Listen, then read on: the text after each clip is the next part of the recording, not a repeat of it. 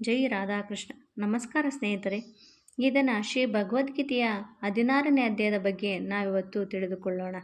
ಇಲ್ಲಿ ಶ್ರೀಕೃಷ್ಣನು ಅರ್ಜುನಿಗೆ ಹೇಳುತ್ತಿದ್ದಾರೆ, ಭಯದ ಸರ್ವರ್ಥ ಅಭಾವ, ಅಂತಃಕರಣದ ಪೂರ್ಣ ನಿರ್ಮಲತೆ, ತತ್ವಜ್ಞಾನಕ್ಕಾಗಿ ಧ್ಯಾನಯೋಗದಲ್ಲಿ ನಿರಂತರ ದೃಢಸ್ಥಿತಿ ಮತ್ತು ಸಾತ್ವಿಕ ದಾನ, ಇಂದ್ರಿಯಗಳ ದಮನ, ಭಗವಂತನ ದೇವತೆಗಳ ಗುರುಜನರ ಪೂಜೆ, ಅಗ್ನಿಹೋತ್ರಾದಿ ಉತ್ತಮ ಕರ್ಮಗಳ ಆಚರಣೆ, ವೇದಶಾಸ್ತ್ರಗಳ ಪಠಣ, ಭಗವಂತನ ನಾಮ ಮತ್ತು ಗುಣಗಳ ಕೀರ್ತನೆ, ಸ್ವಧರ್ಮ ಪಾಲನೆಗಾಗಿ ಕಷ್ಟವನ್ನು ಸಹಿಸುವುದು ಹಾಗೂ ಶರೀರ ಇಂದ್ರಿಯಗಳ ಸಹಿತ ಅಂತಃಕರಣದ ಸರಳತೆ, ಅಂದರೆ ಮನಸ್ಸು ಮತ್ತು ಶರೀರದಿಂದ ಯಾರಿಗೂ ಯಾವ ರೀತಿಯಿಂದಲೂ ಕಷ್ಟ ಕೊಡದಿರುವುದು, ಯಥಾರ್ಥ ಹಾಗೂ ಪ್ರಿಯವಾಗಿ ಮಾತನಾಡುವುದು, ತನಗೆ ಅಪಕಾರ ಮಾಡಿದವರ ಮೇಲೆ ಸಿಟ್ಟಾಗದಿರುವುದು, ಕರ್ಮಗಳಲ್ಲಿ ಕರ್ತೃತ್ವದ ಅಭಿಮಾನ ತ್ಯಾಗ, ಅಂತಃಕರಣದಲ್ಲಿ ಸಂಚಲತೆ ಇಲ್ಲದಿರುವುದು, ಯಾರನ್ನೂ ನಿಂದಿಸದಿರುವುದು,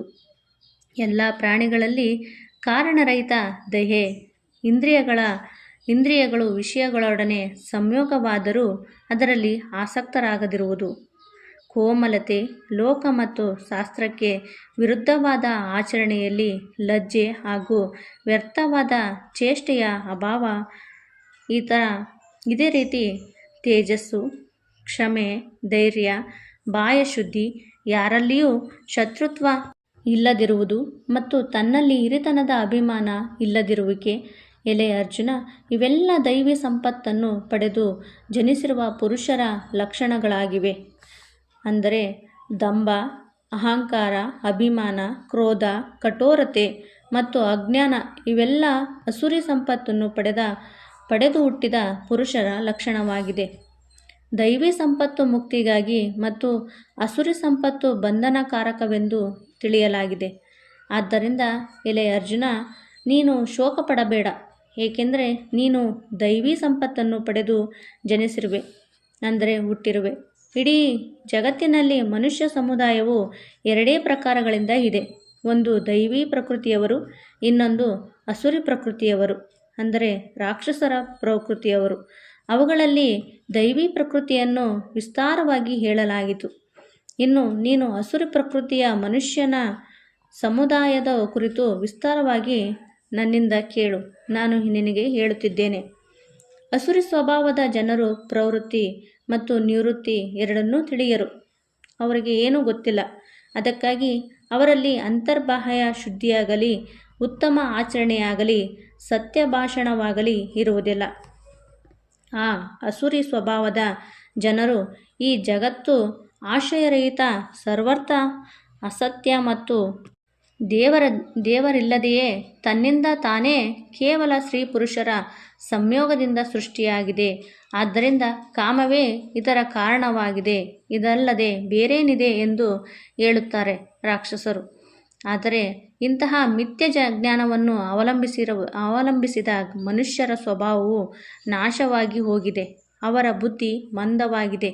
ಎಲ್ಲರಿಗೂ ಅಪಕಾರ ಮಾಡುವ ಕ್ರೂರ ಕರ್ಮಿಗಳಾದ ಇವರು ಕೇವಲ ಜಗತ್ತಿನ ನಾಶಕ್ಕಾಗಿಯೇ ಸಮರ್ಥರಾಗಿರುತ್ತಾರೆ. ದಂಭ, ಮಾನ, ಮದದಿಂದ ಕೂಡಿದ ಮನುಷ್ಯರು ಯಾವ ರೀತಿಯಿಂದಲೂ ಪೂರ್ಣವಾಗದ ಕಾಮನೆಗಳ ಆಶ್ರಯ ಪಡೆದು ಅಜ್ಞಾನದಿಂದ ಮಿಥ್ಯ ಸಿದ್ಧಾಂತಗಳನ್ನು ಗ್ರಹಿಸಿಕೊಂಡು ಭ್ರಷ್ಟ ಆಚರಣೆಯನ್ನು ತಮ್ಮದಾಗಿಸಿಕೊಂಡು ಜಗತ್ತಿನಲ್ಲಿ ವ್ಯವಹರಿಸುತ್ತಾರೆ. ಹಾಗೆಯೇ ಅವರು ಅಮರಣಂಥ ಅಸಂಖ್ಯ ಚಿಂತೆಗಳನ್ನು ಆಶ್ರಯಿಸಿ ವಿಷಯ ಭೋಗಗಳನ್ನು ಭೋಗಿಸಲು ತತ್ಪರರಾಗಿ ಸುಖವೆಂದರೆ ಇಷ್ಟೇ ಎಂದು ತಿಳಿದವರಾಗಿರುತ್ತಾರೆ. ಆದರೆ ನೂರಾರು ಆಸೆಗಳ ಪಾಶಗಳಿಂದ ಬಂಧಿತರಾದ ಆ ಮನುಷ್ಯರು ಕಾಮ ಕ್ರೋಧ ಪಾರಾಯಣರಾಗಿ ವಿಷಯ ಭೋಗಗಳಿಗಾಗಿ ಅನ್ಯಾಯಪೂರ್ವಕ ದಾನಾದಿ ಪದಾರ್ಥಗಳನ್ನು ಸಂಗ್ರಹಿಸುವ ಪ್ರಯತ್ನ ಮಾಡುತ್ತಾ ಇರುತ್ತಾರೆ. ನಾನು ಇಂದು ಇದನ್ನು ಗಳಿಸಿದೆ ಹಾಗೂ ಇನ್ನೂ ಇಂತಹ ಮನೋರಥವನ್ನು ಪೂರ್ಣಗೊಳಿಸುವೆನು, ನನ್ನ ಬಳಿ ಇಷ್ಟು ಧನವಿದೆ ಮತ್ತು ಇನ್ನೂ ಧನ ಸಂಗ್ರಹವಾಗುವುದು ಎಂದು ಅವರು ಯೋಚಿಸುತ್ತಾರೆ. ಈ ಶತ್ರುವನ್ನು ನಾನು ಕೊಂದೆ ಮತ್ತು ಆ ಇತರ ಶತ್ರುಗಳನ್ನು ನಾನು ಕೊಲ್ಲುವೆನು. ನಾನೇ ಈಶ್ವರನಾಗಿದ್ದೇನೆ, ಐಶ್ವರ್ಯವನ್ನು ಭೋಗಿಸುವವನು ನಾನೇ ಆಗಿದ್ದೇನೆ. ನಾನು ಎಲ್ಲ ಸಿದ್ಧಿಗಳಿಂದ ಕೂಡಿರುವೆನು, ನಾನೇ ಬಲಶಾಲಿಯೂ ನಾನೇ ಅತೀ ಸುಖಿಯಾಗಿದ್ದೇನೆ ಎಂದು ಹೇಳುತ್ತಿರುತ್ತಾರೆ. ನಾನು ದೊಡ್ಡ ಶ್ರೀಮಂತ ಮತ್ತು ದೊಡ್ಡ ಮನೆತನದಲ್ಲಿ ಹುಟ್ಟಿದವನು. ನನಗೆ ಸಮಾನರು ಬೇರೆ ಯಾರಿದ್ದಾರೆ? ನಾನು ಯಜ್ಞವನ್ನು ಮಾಡುವೆನು, ದಾನ ಕೊಡುವೆನು, ಅಮೋದ ಪ್ರಮೋದ ಮಾಡುವೆನು. ಹೀಗೆ ಅಜ್ಞಾನದಿಂದ ಮೋಹಿತರಾಗಿ ಅನೇಕ ಪ್ರಕಾರದಿಂದ ಭ್ರಮಿತ ಚಿತ್ತವುಳ್ಳವರು ಮೋಹಜಾಲದಲ್ಲಿ ಸಿಕ್ಕಿ ಹಾಕಿಕೊಂಡು ವಿಷಯ ಭೋಗಗಳಲ್ಲಿ ಅತ್ಯಂತ ಆಸಕ್ತರಾದ ರಾಕ್ಷಸ ಜನರು ಮಹಾ ಅಪವಿತ್ರ ನರಕದಲ್ಲಿ ಬೀಳುತ್ತಾರೆ. ತಮ್ಮನ್ನೇ ಶ್ರೇಷ್ಠರೆಂದು ತಿಳಿದ ಅಹಂಕಾರಿ ಆ ಜನರು ಧನ ಮತ್ತು ಮಾನದ ಮದದಿಂದ ಉತ್ಪನ್ನರಾಗಿ ಉನ್ಮತ್ತರಾಗಿ ಕೇವಲ ಹೆಸರಿಗಷ್ಟೇ ಯಜ್ಞಗಳ ಮೂಲಕ ದಂಭ ಅಂದರೆ ಪಾಖಂಡತೆಯಿಂದ ಶಸ್ತ್ರವಿಧಿರಹಿತ ಯಜ್ಞ ಮಾಡುತ್ತಾರೆ. ಅವರು ಅಹಂಕಾರ, ಬಲ, ದರ್ಪ, ಕಾಮನೆ ಮತ್ತು ಕ್ರೋಧಾದಿಗಳ ವಶರಾಗಿರುತ್ತಾರೆ.